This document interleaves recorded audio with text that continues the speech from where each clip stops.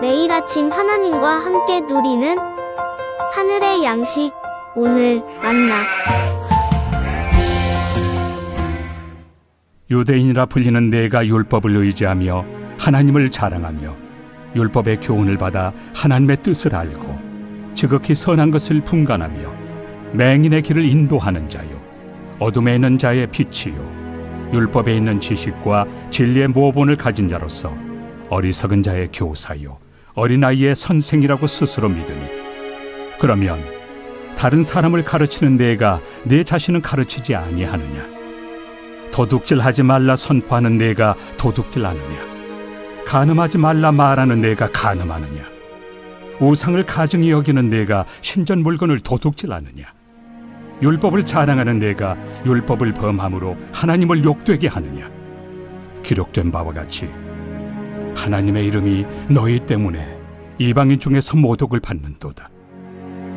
내가 율법을 행하면 할례가 유익하나 만일 율법을 범하면 내 할례는 무할례가 되느니라. 그런즉 무할례자가 율법의 규례를 지키면 그 무할례를 할례와 같이 여길 것이 아니냐.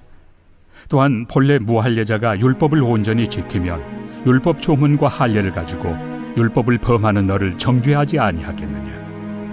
무릇 표면적 유대인이 유대인이 아니요 표면적 육신의 할례가 할례가 아니니라.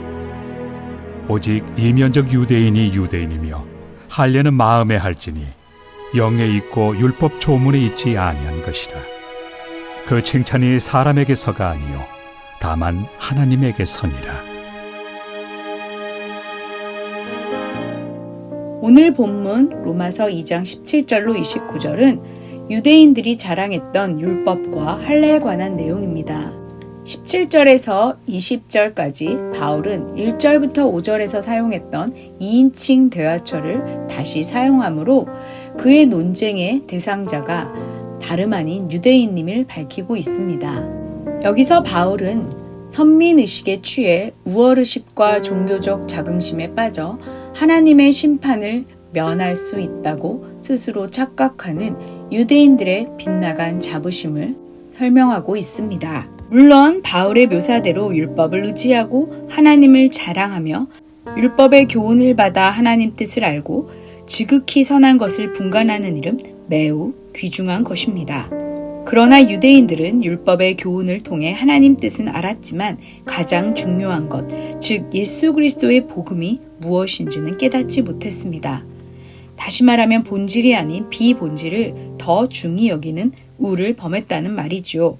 그러면서도 그들은 19절과 20절에서처럼 이방인들을 맹인과 어둠에 있는 자와 어리석은 자와 어린아이라고 치부했습니다. 그러면서 자신들은 이러한 맹인의 길을 인도하는 자요, 어둠에 있는 자의 빛이요, 율법에 있는 지식과 진리의 모범을 가진 자로서 어리석은 자의 교사가 되며 어린아이의 선생이라고 스스로 자부했던 것이지요. 그러나 바울은 이런 모든 것들이 그들의 착각이요, 우월의식에 불과했다고 그렇게 지적하고 있는 것입니다. 우리 역시 우리가 신자요, 그리스도인이요, 하나님의 백성이라고 당당하게 말하며 자랑하는 것은 좋은 일입니다. 또 성경을 의지하고 하나님의 말씀을 믿고 하나님의 말씀을 들으며 가르치는 것은 더 좋은 것입니다. 그러나 여기에서 그쳐서는 안 됩니다. 그래서 바울은 21절로 24절에서 유대인들의 실상을 다시 지적하고 있는 것입니다. 바울은 유대인들을 향해 너희는 율법을 가지고 있고 가르치면서도 왜 그렇게 살지 않냐고 묻고 있습니다. 다시 말하면 율법을 자랑하고 그렇게 율법을 가르치면서도 왜 스스로 율법을 어기고 있느냐 이 말입니다. 그렇다면 그들이 그토록 가르치고 그들이 믿는 하나님의 이름이 그들 때문에 이방인들 중에 모독을 받게 된다는 것이지요. 사람들은 그리스도인을 통해 하나님을 바라보게 되어 있습니다. 그래서 존 웨가도 목사님은 이렇게 말합니다. 당신이 바로 믿지 않는 사람들이 읽는 유일한 성경이다. 그렇습니다. 세상은 성경을 읽지 않고 그리스도인들의 삶을 읽습니다. 예수 믿는 우리들의 삶을 통해 예수를 보게 되고 성경을 믿는 우리의 삶을 통해 그들은 성경을 읽게 된다는 말입니다. 그래서 말씀을 많이 아는 것보다 말씀대로 사는 것이 더 중요합니다. 그러므로 말과 행동이 다른 것, 곧 암과 실천이 다른 것, 다시 말하면 신앙과 삶이 다른 것은 결국 하나님을 욕되게 합니다. 이어지는 본문 25절로 29절은 할례에 관한 내용입니다. 유대인들은 하나님의 심판에서 자신들은 면제받을 수 있다고 생각했는데요. 그 이유는 바로 자신들이 율법을 소유했고 할례를 받았기 때문이라고 여겼습니다. 먼저 바울은 17절로 24절에서 율법을 소유한다고 되는 것이 아니라 율법을 지켜야 되는 것이기 때문에 유대인들의 면제권 하나는 이미 박탈되었다 라는 것을 증명한 후 이제 25절로 29절에서 할례의 참 의미를 밝히면서 남은 할례 때문에 받은 면제권도 소용이 없어졌음을 밝히고 있는 것입니다. 할례는 난지 8일이 된 남자아이의 생식기 끝을 잘라버리는 것입니다. 이것은 아브라함과 그의 후손인 이스라엘과 맺으신 언약의 표시, 즉 하나님의 백성이 되었다는 표시입니다. 그래서 유대인들은 이 할례를 가지고 자신은 이방인과 다른 특별한 신분과 특별한 정체성을 가지고 있다고 생각한 것이지요. 그러나 바울은 25절에서 할례 자체가 언약 백성의 신분을 보장해 주지는 못한다고 분명히 말합니다. 왜냐하면 할례는 하나님과 맺은 언약의 최종 결론이 아니기 때문입니다. 할례를 받은 자라면 할례 받은 언약 백성답게 이제 율법을 준행하며 살아야지, 율법을 지키지 않고 계속 범하면 오히려 무할례자처럼, 다시 말하면 언약 백성의 신분을 상실하게 된다는 말입니다. 우리가 받는 세례도 마찬가지입니다. 세례는 이제 옛사람은 죽고 그리스도 말미암아 새 사람이 되었다는 말입니다. 그렇기 때문에 이것은 결론이 아니라 출발점이 됩니다. 하나님의 뜻대로 살지 않으면 그 세례는 소용이 없게 되는 것입니다. 결국 하나님의 백성이라면 하나님 말씀에 순종하기로 서약한 것이므로 순종을 해야 한다는 것입니다. 그러면서 26절에서 이 25절의 설명을 다시 한번 반복적으로 설명합니다. 할례 받은 자가 하나님 말씀을 지키지 않으면 그것이 무할례가 되는 원칙과 같이, 무할례자가 하나님의 말씀을 지키면 그 사람은 할례를 받은 것과 같이 된다는 말입니다.